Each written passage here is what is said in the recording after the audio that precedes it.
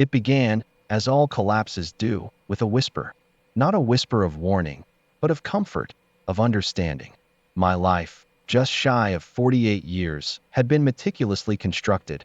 A professor's tenure at a respected Boston university, a small but cherished circle of friends, a mind that thrived on the intricate dance of literature. Then, the silence. My mother, my last remaining anchor, gone. The world, which had always felt so solid, turned liquid beneath my feet. I was Samuel Vance, but the man I thought I was had shattered, leaving behind a raw, trembling nerve. That's when Eleanor entered, a shimmering mirage in my desert of grief. She was a life coach, vibrant and empathetic, introduced by a colleague who'd meant well, who'd seen my academic armor cracking. She had a way of looking at me, deep into my eyes, that made me feel seen, truly seen, for the first time in months.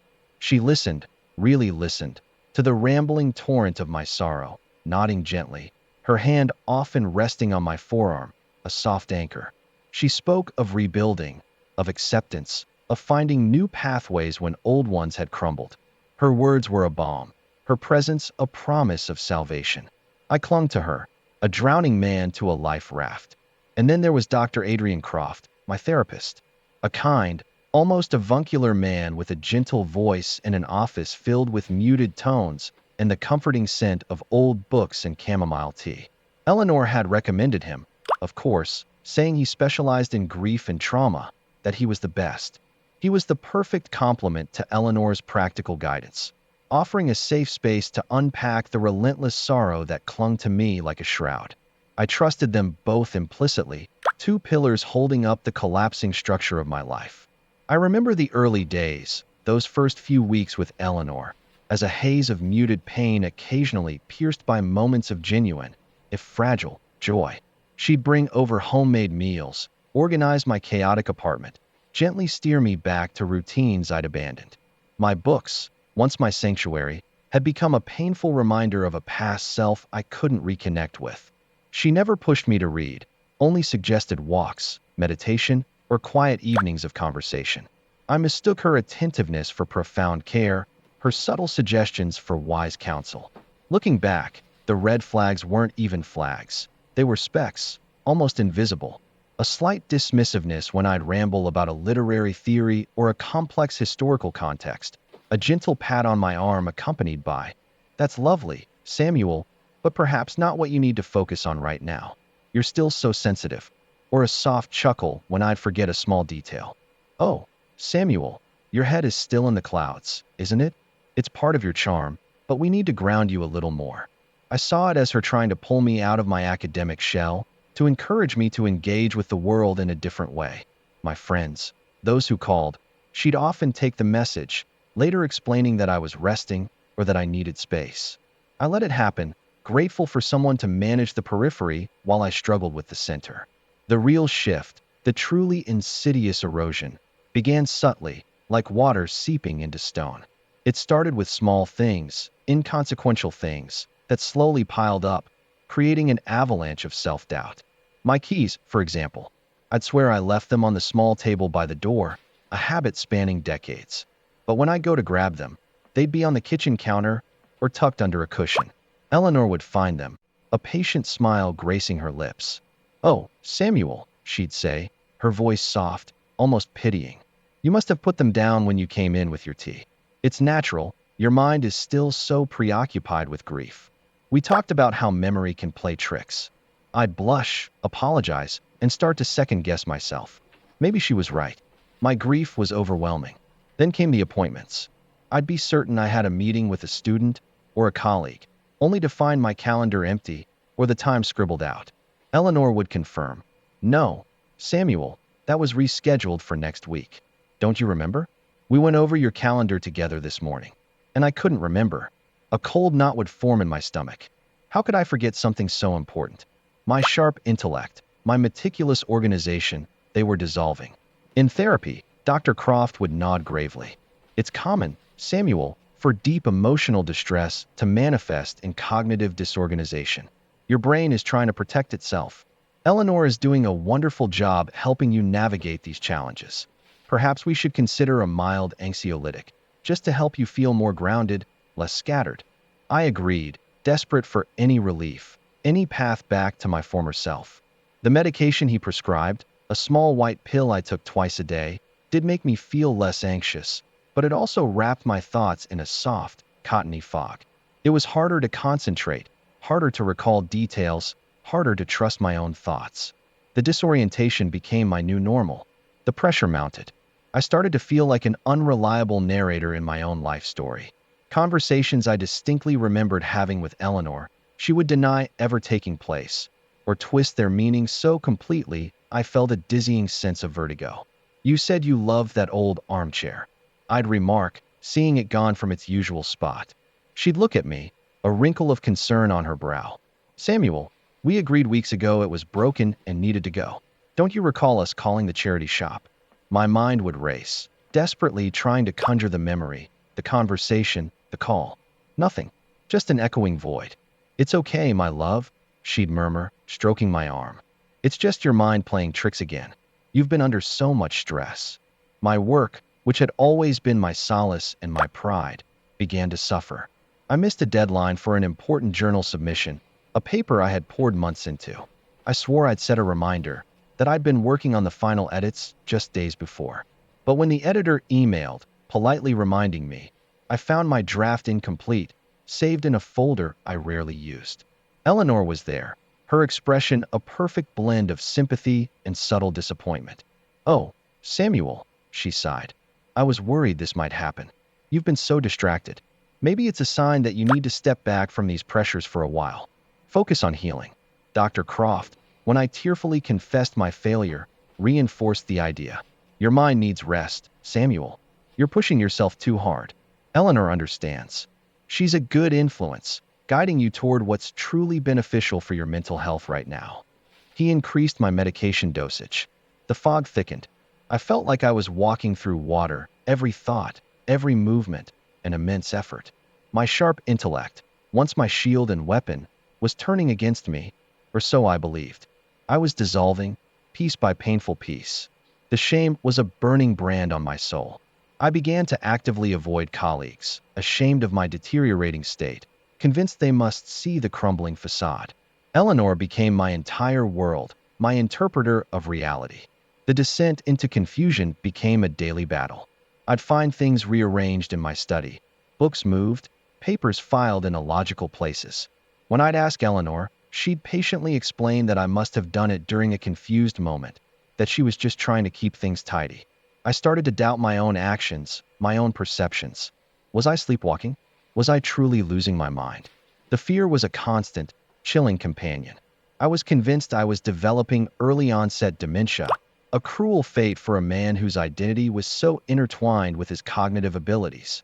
One particular afternoon stands out, searing itself into my memory with painful clarity. I was particularly disoriented, the higher dosage of medication making my head feel heavy, my thoughts sluggish. Eleanor had been talking to me about my mother's estate, the small but significant inheritance that now weighed on my mind. She'd been suggesting for weeks that I needed to hand over more control to her, that managing finances was too much for my current fragile state. I had resisted, wanting to maintain some semblance of autonomy, some link to the past. That day, she had pressed the issue more forcefully, her voice gentle but insistent, painting scenarios of my forgetfulness leading to disastrous financial errors. I felt overwhelmed, close to tears. Later that evening, the house was quiet. Eleanor had gone out for what she called a moment of self-care, leaving me alone with my swirling thoughts. I felt a desperate need for something familiar, something that grounded me. I wanted to listen to some old classical music, something my mother and I used to enjoy together. I remembered seeing a small, antique music player in Eleanor's bag earlier, one she'd supposedly bought at a flea market for decorative purposes. I thought perhaps it had a radio function, or maybe she had some CDs. It was a simple, innocent impulse, a craving for a shard of normalcy. Her bag was on the armchair in the living room, a large, stylish leather tote she always carried. My hands trembled slightly as I reached into it, the medication making my fine motor skills feel clumsy. My fingers brushed against a small, cold object tucked deep within a side pocket. It wasn't a music player. It was a digital voice recorder. My heart gave a strange lurch, a mix of curiosity and an undefinable dread. Who would Eleanor need to record? A client, perhaps, for notes? But why so hidden? My hand shook as I pressed the play button. The small device whirred faintly, then silence. And then a voice. Her voice. And another, deeper, more familiar voice. Dr. Adrian Croft.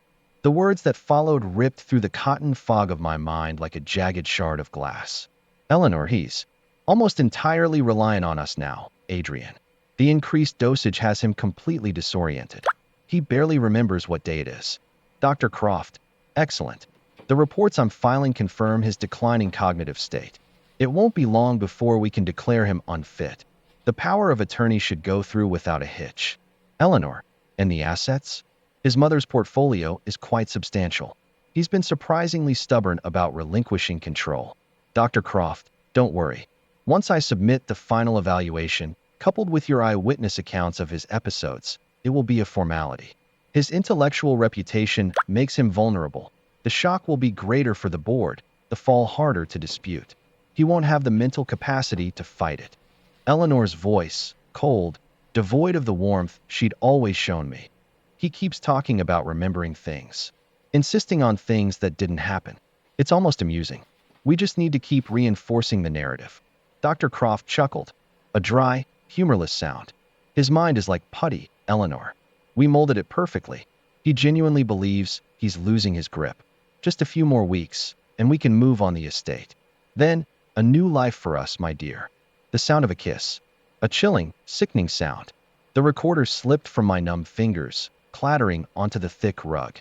My breath caught in my throat, a choked gasp. The world tilted violently. It wasn't just a betrayal, it was an annihilation. My mind, my memories, my sanity, they hadn't betrayed me. They had been systematically dismantled, piece by piece, by the very people I had trusted with my most vulnerable self. The fog lifted, not gently, but violently, leaving behind a terrifying, crystal-clear reality. The keys, the appointments, the moved books, the forgotten papers, the medication that dulled my senses. It was all a carefully orchestrated symphony of cruelty. I wasn't going mad. I was being driven mad. My stomach heaved. A cold sweat drenched me, mingling with the sudden, fiery surge of adrenaline that coursed through my veins. Disbelief gave way to a profound, gut-wrenching nausea. I staggered to the bathroom, collapsing against the cold tiles, dry retching until my throat burned. My hands trembled uncontrollably, my entire body shaking with a primal, visceral horror. The man I thought I was becoming, was a phantom. Everything I had believed, everything I had felt, was a lie. The grief that had consumed me now seemed a trivial ache compared to this profound, soul-shattering violation. When Eleanor returned, a breezy half-hour later, smelling faintly of a new perfume, she found me sitting on the living room floor, the small recorder clutched in my hand, my eyes wide, raw, staring at her. The mask of compassion she wore so effortlessly faltered for a fraction of a second, a tiny flicker of alarm in her eyes before it was swiftly replaced by her usual placid concern. "Samuel, darling, what's wrong?" she asked, her voice light, innocent. "You look as if you've seen a ghost. Are you having another episode?" My voice, when it came, was a rasp I barely recognized. An episode? I held up the recorder, my hand shaking so violently it almost slipped. "This is my episode, Eleanor. Yours and Dr. Croft's." Every single calculated word. Her face went utterly still. The warmth drained from her features, leaving them stark and cold. She didn't deny it. Not truly. She simply stared at the device, then back at me. "Samuel," she said, her voice dropping to a low, chilling register, devoid of any pretense of care. "You're delusional. You're imagining things. You're unstable. We need to get you help." Her words, the very words she had used to gaslight me for months, now struck me not with confusion, but with a terrifying, liberating clarity. She was trying it one last time. "No," I whispered, the single word cutting through the remaining threads of her control. "No, Eleanor. I am not delusional. I am awake." A smirk played on her lips then, a flicker of something truly ugly. "Oh, you're awake, are you? You think you've figured it all out, don't you, Professor?" She walked over, slowly, deliberately, and tried to snatch the recorder from my hand. I held fast. Her eyes narrowed. "Look, Samuel," she said, her voice now hard, metallic. "It was for your own good. You were a wreck. Unmanageable. You couldn't even tie your own shoelaces without getting lost in some academic tangent. This was tough love. To help you accept your fragility. To help you get real." The sheer audacity, the cold, calculated cruelty of her words snapped something inside me. Tough love? She had stolen my mind, my dignity, my very sense of self. A profound, searing anger, unlike any I had ever known, ignited within me. It wasn't the slow burn of resentment. It was a volcanic eruption, cleansing and terrifying. This wasn't weakness. This was strength being reborn. "Get out," I said, the words ringing with an authority I hadn't felt in years. "Get out of my house. Get out of my life." She laughed, a short, sharp sound. "And go where, Samuel? Who will you turn to? Everyone thinks you're losing your mind. Who will believe you over a compassionate therapist and a dedicated life coach?" "I will," I said, standing slowly, finding an unexpected steadiness in my limbs. "I will believe me. And that is all that matters now." The next few hours were a blur of adrenaline and raw, exposed nerves. I watched her pack, not with the lingering fondness of a heartbroken lover, but with the cold, scientific detachment of someone observing a specimen. She moved with a strange, almost theatrical resentment, tossing her belongings into bags, muttering under her breath about my ingratitude. When she finally slammed the front door behind her, the silence that followed was not empty, but profoundly liberating. It was the sound of a prison door opening. I didn't waste a moment. My first call was to my oldest friend, David, a man I had systematically been cut off from, whose calls Eleanor had intercepted for months. His voice, when he answered, was cautious, surprised. "Samuel? Is that really you? Are you all right?" "No," I admitted, the truth tasting like ash and iron. "No, I'm not all right, David. But I will be. I need your help." The psychological recovery was a long and arduous journey, stretching over years. The initial weeks were a whirlwind of appointments, police reports, and the daunting task of piecing together the shattered fragments of my memory. Reporting Eleanor to her professional coaching board and Dr. Croft to the medical board was a battle. They were articulate, manipulative, and initially seemed credible. I felt like a madman trying to prove his sanity to a world that had been conditioned to believe I was broken. But I had the recordings. That cold, calculated dialogue, a testament to their depravity, was irrefutable. Eventually, after months of agonizing testimony and investigations, their licenses were revoked. Justice, in its slow, grinding way, had begun to turn. My world, however, remained a treacherous landscape. I sought therapy again, this time with a woman named Dr. Lena Hansen, a truly ethical and compassionate psychologist who specialized in trauma and abuse. She didn't try to fix me or tell me what to believe. She helped me reestablish my own perceptions, to trust the signals my body and mind sent, to separate the truth from the insidious lies woven into my psyche. It was like learning to walk again, each step hesitant, each memory questioned, but slowly, surely, my footing grew more steady. I returned to my university, initially on a reduced schedule. The familiar halls, the dusty scent of old books in my office, were both comforting and terrifying. My colleagues, aware of my illness, treated me with a gentle deference that still rankled, a reminder of the false narrative. But gradually, as I regained my intellectual sharpness, my passion for literature returned, stronger, more urgent than ever. I reclaimed my dignity, not by forgetting, but by understanding. I understood the subtle power of words to build and to destroy. The greatest act of reclamation, however, was in the writing. I poured my experience onto the page, initially as a form of private therapy, a way to re-narrate my own life. It became an anonymous memoir, titled, fittingly, The Echo Chamber. It wasn't a tale of vengeance, but a raw, unflinching account of psychological manipulation, a warning, a testament to the resilience of the human spirit. It explored the vulnerability of the grieving mind, the insidious nature of gaslighting, and the slow, agonizing process of reclaiming one's truth. It became a quiet success, reaching people who had experienced similar, silent battles. Reading the letters from strangers, telling me my story had helped them recognize their own shadows, was a profound balm for my wounded soul. The scars remain, of course. The profound trust one once held for people, for institutions, has been tempered by a healthy, perhaps overly cautious, skepticism. The carefree optimism of youth is gone, replaced by a deep understanding of human darkness. But I am not broken. I am rebuilt, stronger, sharper, more empathetic than I ever was before. I have learned to listen to the whispers of my own intuition, to trust the landscape of my own mind. Eleanor and Dr. Croft thought they could dismantle Samuel Vance. They only forged him anew. I am Samuel Vance, acclaimed literature professor, survivor, and most importantly, a man who knows his own mind. And that, after everything, is a profound and beautiful liberation.